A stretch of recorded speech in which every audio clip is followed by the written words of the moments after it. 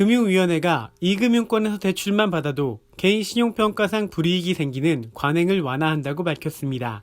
하지만 이금융권 전체 대출에서 적용되는 비중은 20%도 되지 않아 효과는 미지수입니다.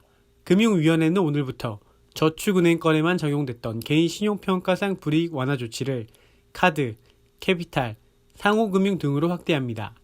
올 초 앞서 도입된 저축은행권의 경우 68만 명의 신용점수가 개선됐습니다. 이금융권 전체로 확대 실시되면 94만 명의 신용점수가 상승할 것으로 예상됩니다.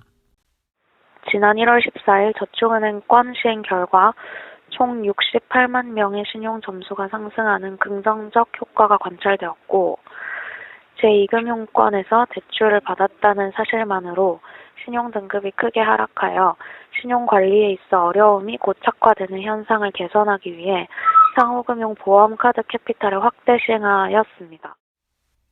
그러나 금융위의 노력에도 개인 신용평가를 맡고 있는 시비사들의 낡은 관행은 여전히 남아 금융소비자를 옥죄할 것으로 보입니다.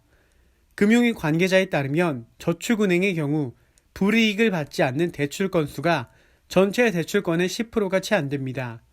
카드 업계는 14% 수준이며 캐피탈, 상호금융 등 다른 업권에서도 20%를 넘지 못합니다. 다른 고객의 연체율 등 신용 하락 요인이 성실하게 납부하는 금융소비자에게 전이될 우려가 여전한 상황입니다. 시비사들이 낡은 관행을 고집할 수 있는 이유는 개인 신용평가 시장이 과점이기 때문입니다. 국내 시비사는 세 곳입니다. KCB, 나이스평가정보, SCI 평가정보가 영업 중입니다.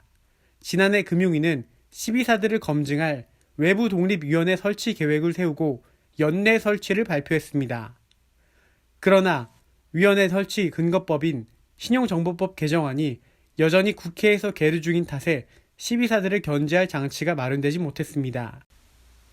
개정안은 국회 정무위원회 소속 김병욱 더불어민주당 의원이 지난해 11월 대표 발의했습니다. 이에 국회 관계자는 꼭 필요한 법안이라서 빠르게 준비했지만 여전히 난항을 겪고 있다며 아쉬움을 토로했습니다.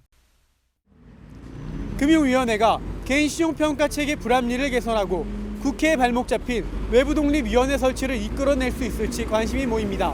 뉴스토마토 최진영입니다.